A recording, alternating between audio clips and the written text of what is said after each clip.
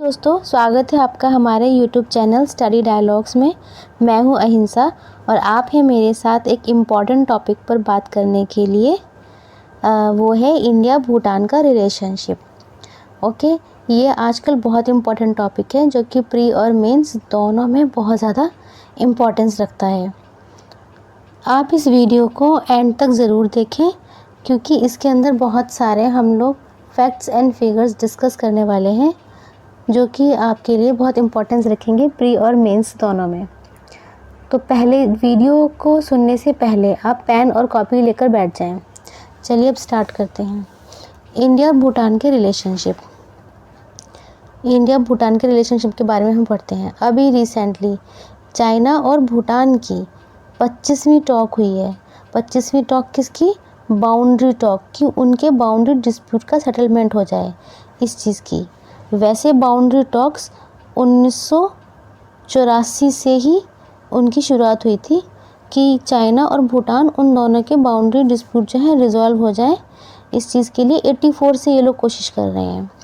ठीक है, अगर देखा जाए तो चाइना और भूटान इन दोनों के कोई भी अभी तक ऑफिशियल डिप्लोमेटिक टाइज नहीं है।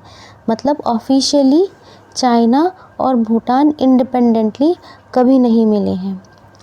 ओके, चलिए आगे चलते हैं। चाइना और भूटान के बाउंड्री डिस्प्यूट, इनका रिजोल्यूशन होना हमारे लिए यानी इंडिया के लिए बहुत इम्पोर्टेंस रखता है। क्यों रखता है? क्योंकि ये इंडिया की इंटरेस्ट पर डायरेक्ट इम्पैक्ट डालता है। जैसे कि इंडिया की सेफ्टी और सिक्योरिटी पर डायरेक्ट असर डालता है ये। ठीक है, 2016 तक अगर देखें तो 24वीं बाउंड्री टॉक्स हुई थी चाइना और भूटान के बीच में। अब 2016 तक हुई, उसके बाद क्यों नहीं हुई? उसके बाद इसलिए नहीं हुई क्योंकि 2017 में डोकलाम इशू हो गया था, है ना। 2017 में डोकलाम इशू हुआ था और डोकलाम जो है वो भूटान की टेरिटरी है। लेकिन डोकलाम इंडिया के चिकन नेक से इतना ज़्यादा नज़दीक पड़ता है, इतना ज़्यादा नज़दीक पड़ता है कि अगर उसने डोकलाम को ऑक्यूपाई कर लिया तो हमारे सिलीगुड़ी कॉरिडोर पे ये बहुत जल्दी कैप्चर करने आ सकता है। तो एक इंटरेस्ट ये भी हो गया इंडिया का, इसीलिए इंडिया पर डायरेक्ट इम्पैक्ट पड़ता है इनकी टॉक्स का। चलिए अब पहले ये जान लेते हैं कि कौन कौन सी बाउंड्रीज, कौन कौन से एरियाज़ पर डिस्प्यूट है। भूटान की नॉर्दर्न बाउंड्री 400 किलोमीटर तक की है, अप्रॉक्सीमेटली 400 किलोमीटर तक की है। जैसे कि हम ऊपर देखते हैं ये है। ठीक है, ये भूटान है, ये भूटान की नॉर्दर्न बाउंड्री है। ये चाइना है, इधर की तरफ इंडिया है। इंडिया में सिक्किम पड़ता है और यहाँ नीचे इंडिया है। तो ये है, इसको अगर बड़ा कर लेते हैं, ये है पसामलुंग और ये है जकारलुंग और ये है डोकलाम रीजन। ठीक है, समझ गए? ये है पसामलुंग, जकारलुंग और ये है डोकलाम रीजन। ये 3 रीजन पर मेनली चाइना का डिस्प्यूट है भूटान के साथ। ये भूटान है। ठीक है, इधर की तरफ ये जो ऐसे दिख रहा है ये सिक्किम है। ये क्या है? ये रीजन सिक्किम है, इंडिया का पार्ट। ठीक है, और यहाँ पर है डोकलाम। तो ये वो रीजन्स हैं जिसमें चाइना और भूटान इन दोनों का बाउंड्री डिस्प्यूट चल रहा है। चलिए आगे चलते हैं।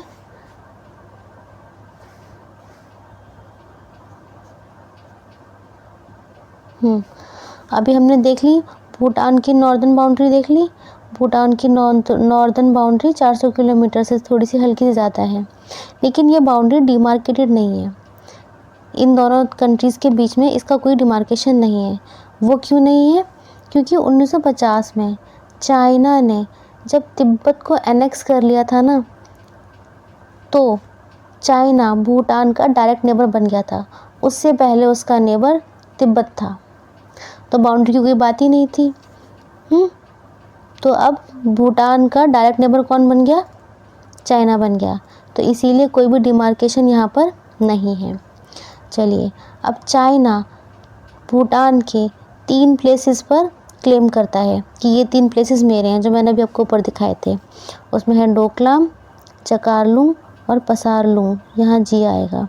अब ये इम्पॉर्टेंट पॉइंट है आपके MCQ के लिए, ये इम्पॉर्टेंट है, इसे कॉपी में नोट कर लेना, ठीक है। चलिए, अब डोकलाम क्या है बताओ। डोकलाम भूटान की टेरिटरी का रीजन है, ये भूटान की टेरिटरी है डोकलाम, जो कि ट्राई जंक्शन है चाइना, इंडिया और भूटान तीनों में। भूटान का तो डोकलाम हो ही गया, इंडिया में सिक्किम, ये तीनों जगह एक साथ मिलती हैं यहाँ पर, और चाइना का चुम्बी वैली, ये तीनों का ट्राई जंक्शन है यहाँ पर डोकलाम में। इसी को चाइना हथियाना चाहता है। चलिए आगे चलते हैं। अब थोड़ा डोकलाम रीजन के बारे में पढ़ लेते हैं। डोकलाम रीजन अभी हमने पढ़ा है कि ट्राई जंक्शन है, ठीक है। 1950 में सबसे पहले चाइना ने तिब्बत को अनेक्स करा था, अभी हमने ऊपर डिस्कस करा है। जब उसने 1950 में चाइना ने तिब्बत को अनेक्स कर लिया, मतलब कैप्चर कर लिया, अपने कब्जे में ले लिया, तो हिमालयन जो स्मॉल स्टेट्स है ना, किंगडम है, जैसे कि नेपाल कितना छोटा है आप जानते हो, सिक्किम बहुत छोटा है, भूटान बहुत छोटा है, तो इनको थोड़ी चिंता होने लगी। इसीलिए ये लोग इंडिया के प्रोटेक्शन को चाहने लगे कि इंडिया हमें थोड़ी प्रोटेक्शन दे दे, ठीक। चलिए, अब 1949 में इंडिया और भूटान की फ्रेंडशिप ट्रीटी हुई थी। इंडिया और भूटान की फ्रेंडशिप ट्रीटी हुई थी। इस ट्रीटी में क्या कहा गया था कि इंडिया भूटान को उसके फॉरेन रिलेशंस में गाइड करेगा, हमेशा गाइड करेगा, और इंडिया कभी भी भूटान के इंटरनल अफेयर में कभी इंटरफेयर नहीं करेगा, जो कि इंडिया ने कभी किया भी नहीं। आज तक भी इंडिया भूटान के इंटरनल अफेयर्स में इंटरफेयर नहीं करता, ठीक है। इसी के चलते इंडिया का ये ऑब्लिगेशन बन गया कि वो भूटान को डिफेंड करेगा। जैसे कि 2017 में जब डोकलाम डिस्प्यूट हुआ था, तो इंडिया भूटान को डिफेंड करने के लिए कंधे से कंधा मिलाकर खड़ा हो गया था, ठीक। चलिए आगे चलते हैं। अब ये वाली जो ट्रीटी करी है 1949 की इंडिया भूटान फ्रेंडशिप ट्रीटी, इसके चलते हमारी इंडियन आर्मी यहाँ पर भूटान में हमेशा अपनी मिलिट्री प्रेजेंस को बनाए रखती है और भूटानीज़ आर्मी को ट्रेन करती है, भूटान को वेपन्स भी सप्लाई करती है और जॉइंट पेट्रोलिंग करती है। जो भी भूटान की डिस्प्यूटेड टेरिटरीज़ हैं वहाँ पर इंडिया की आर्मी और भूटान की आर्मी, ठीक। चलिए थोड़ा आगे चलते हैं।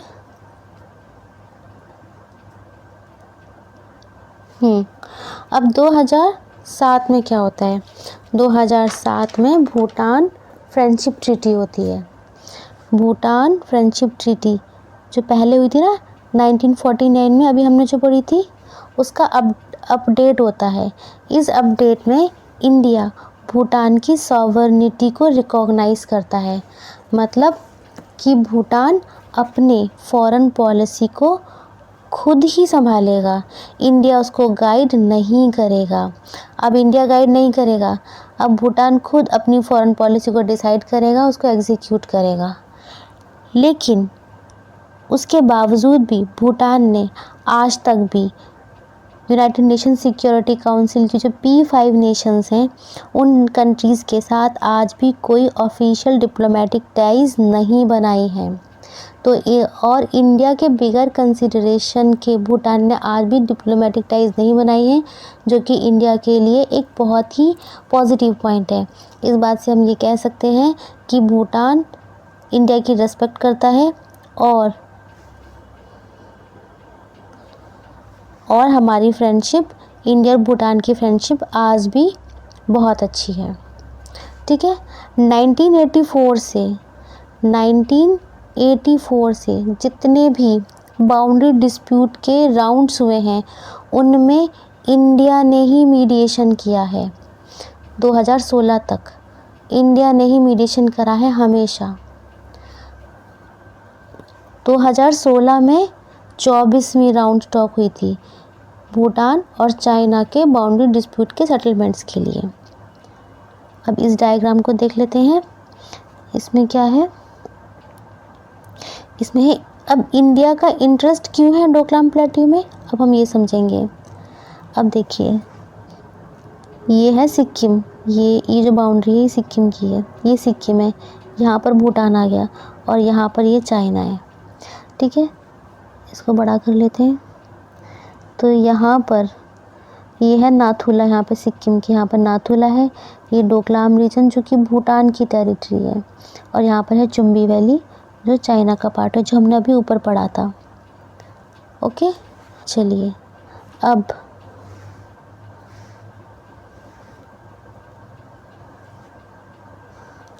अब हम डोकलाम प्लेट्यू की स्ट्रेटेजिक इम्पोर्टेंस के बारे में पढ़ते हैं।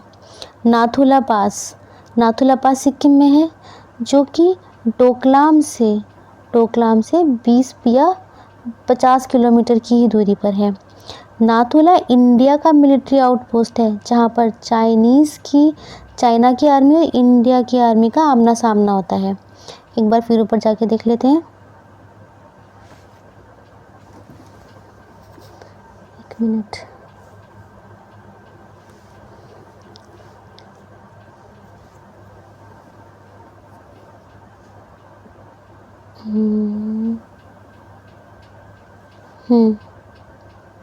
यहाँ पर ये हमने देखा था, यहाँ पर ये है नाथुला, है ना, ये है नाथुला पास डोकलाम से 20 से 50 किलोमीटर की दूरी पर है। और नाथुला ये इंडिया का मिलिट्री आउटपोस्ट है, जहाँ पर कि इंडियन मिलिट्री हमेशा तैनात रहती है और इंडियन मिलिट्री और चाइनीज़ मिलिट्री का आमना सामना होता है। अब यही नाथुला कल्चरली और इकोनॉमिकली सिग्निफिकेंस रखता है। अगर हिस्टोरिकली हम देखें तो इसी नाथुला से बुद्धिज़्म जो है वो तिब्बत में फैला था। ठीक है, और आज भी प्रेजेंट की बात करें तो यहीं से कैलाश मानसरोवर यात्री भी जाते हैं। चलिए,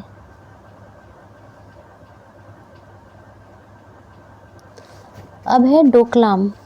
ये डोकलाम जो है ये 150 किलोमीटर की दूरी पर है सिलीगुड़ी कॉरिडोर से। यहाँ आगे जाके सिलीगुड़ी कॉरिडोर है, जिसको हम चिकन स्नैक बोलते हैं। ये चिकन स्नैक हमारे इंडियन मेनलैंड और नॉर्थ ईस्ट को जोड़ता है। चलिए, इसको यहाँ पे बनाकर देख लेते हैं।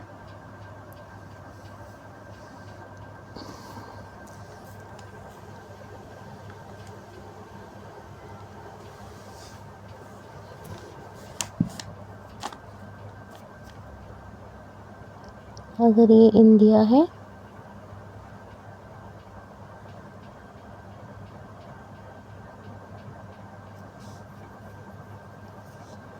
ठीक है, ये भूटान हुआ, ये सिक्किम हुआ, यहाँ पर चिकन स्नैक आएगा। तो अभी जो हमने देखा डोकलाम, ये जो डोकलाम है ये सिलीगुड़ी कॉरिडोर से 100 किलोमीटर की ही दूरी पर है। ठीक है, 1962 में, अगर 1962 की बात करें, जब इंडिया और चाइना का वॉर हुआ था, उस टाइम पर चाइना की मिलिट्री नाथुला पास से इंट्रूड कर गई थी हमारे इंडिया में और सिलीगुड़ी कॉरिडोर के बहुत नज़दीक आ गई थी। क्यों आ गई थी? क्योंकि वो चिकन स्नैक को ऑक्यूपाई करना चाहती थी। अगर इसको ऑक्यूपाई वो कर लेती तो हमारा पूरा नॉर्थ ईस्ट का कनेक्शन हमारे मेनलैंड इंडिया से कट जाता और हमारा नॉर्थ ईस्ट हम शायद खो देते। तो ये बहुत ज़्यादा इम्पोर्टेंस रखता है हमारे लिए। चलिए आगे चलते हैं। ये वही है जो हमने पढ़ा है कि नाथुला पास डोकलाम से 20 से 50 किलोमीटर की दूरी पर है। यहाँ पर हमारे मिलिट्री आउटपोस्ट हैं। ये कल्चरल इकोनॉमिक सिग्निफिकेंस रखता है।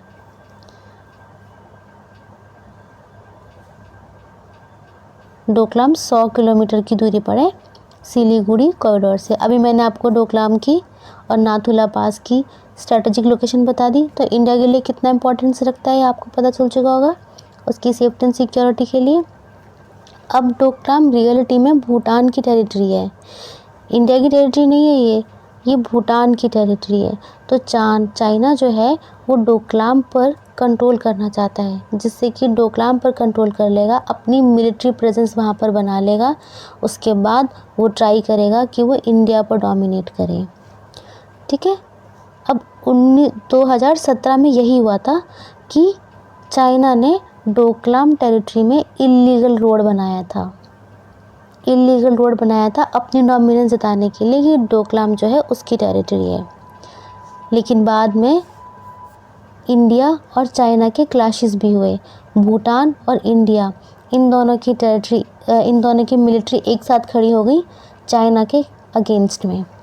लेकिन बाद में प्राइम मिनिस्टर मोदी और चाइना के प्रेसिडेंट ये दोनों ने वुहान इनफॉर्मल समिट करी और इस रीजन से डिसएंगेजमेंट के लिए राजी हो गए। चलिए अब 2017 के बाद चाइना का न्यू क्लेम आ रहा है 2020 में कि सातकेंग वाइल्ड लाइफ सेंचुरी ये देखिए यहाँ पर है, सातकेंग वाइल्ड लाइफ सेंचुरी दिख रही है आपको, ये भूटान में है। कि चाइना इस पर भी अपना क्लेम कर रहा है कि ये टेरिटरी भी मेरी है, और जो कि बहुत पास है तवांग रीजन पे। और आपको पहले ही पता है कि वो तवांग रीजन पर भी अपनी ऑक्यूपेंसी शो करता है, दिखाता है। अब तवांग रीजन पर क्यों दिखाता है? जिससे कि चाइना को बहुत इजी हो जाएगा हमारे नॉर्थ ईस्ट रीजन में घुसने के लिए, क्योंकि तवांग जो है वो अरुणाचल प्रदेश का रीजन है। ओके। अब तवांग रीजन, एक बहुत बड़ी इम्पॉर्टेंट बात इसमें यह आती है कि तवांग रीजन में बुद्धिस्ट मोनेस्ट्री है, गोलप्पा मोनेस्ट्री। ये वो मोनेस्ट्री है जहाँ पर कि तिब्बत की पॉलिटिक्स बहुत बड़ा रोल प्ले करती है। और चाइना ये चाहता है कि अगर वो इस तवांग रीजन को ऑक्यूपाई कर लेगा तो तिब्बत की पॉलिटिक्स को कंट्रोल कर लेगा। फिर तिब्बत में कोई भी रिटेलिएशन वाली बात नहीं रहेगी, तिब्बत कम्प्लीटली उसके अंडर आ जाएगा। वैसे आज भी उसके अंडर है, लेकिन रिटेलिएशन नहीं होगा, इसीलिए वो तवांग रीजन को ऑक्यूपाई करना चाहता है। ओके। अब तवांग रीजन की स्ट्रेटेजिक एक्सेस पता चल गई, नॉर्थ ईस्ट इंडिया में बुद्धिस्ट मोनेस्ट्री ये पता चल गई। अब चाइना क्या चाहता है? चाइना ये चाहता है कि वो डोकलाम रीजन इसको ऑक्यूपाई कर ले और जारलंग और पसारलंग इन दोनों को एक्सचेंज कर ले। तीनों पर अपना क्लेम करता है, लेकिन वो ये कह रहा है कि जारलंग पसारलंग भूटान वालों तुम ले लो और डोकलाम मुझे दे दो। क्यों? जिससे कि वो इंडिया में अपनी एंट्री करे, वहाँ पर अपना डोमिनेंस करे और भविष्य में जाकर इंडियन ओशन को ऑक्यूपाई करे। ये उसकी चाल है चाइना की। चलिए अब इंडिया को ये पता है कि चाइना ऐसा इसलिए कर रहा है जिससे कि इंडिया और भूटान के जो रिलेशंस हैं वो ख़राब हो जाएं। ठीक है। और यहाँ पर बाउंड्री टेरिटरीज़ का जो एक्सचेंज है वो चाइना अपने हिसाब से कर ले, इंडिपेंडेंटली कर ले, इंडिया को तो बीच में ही ना आने दे, इंडिया को एकदम साइड कर दे। ओके, समझ में आया यहाँ तक? चलिए अब रीसेंट प्रोग्रेस क्या है बाउंड्री टॉक्स में। अगस्त 2023 में 13th एक्सपर्ट ग्रुप मीटिंग बैठी थी बीजिंग में। इसमें ये आउटकम आया था कि चाइना भूटान की बाउंड्री का डिलिमिटेशन करा जाएगा। ठीक है। और 25वीं राउंड मीटिंग होगी। तो ये वही वाली बात है जो हमने आज करी है कि 25th राउंड इसमें बैठा है और दोनों कंट्रीज़ ने ये इच्छा जताई है कि वो जल्द से जल्द इस बाउंड्री डिस्प्यूट को सॉल्व करेंगे।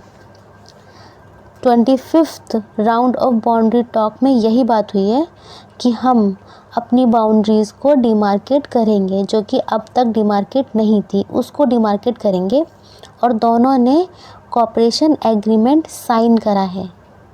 ओके, और चाइना ने एक और इच्छा जताई है, ये इच्छा जताई है कि चाइना और भूटान इन दोनों के बीच में डिप्लोमेटिक रिलेशंस बन जाएं, जो कि अभी तक नहीं बने हैं। भूटान ने किसी भी P5 कंट्री से अपने डिप्लोमेटिक रिलेशंस नहीं बनाए हैं। इंडिया की बिगर कंसिडरेशन के कोई बात उसने नहीं करी है। ओके, ये बहुत इम्पोर्टेंट पॉइंट है। तो चलिए, अब अगर भूटान चाइना से टेरिटरी एक्सचेंज के लिए मान भी जाता है तो ये इंडिया के लिए बहुत बड़ी चिंता की बात होगी।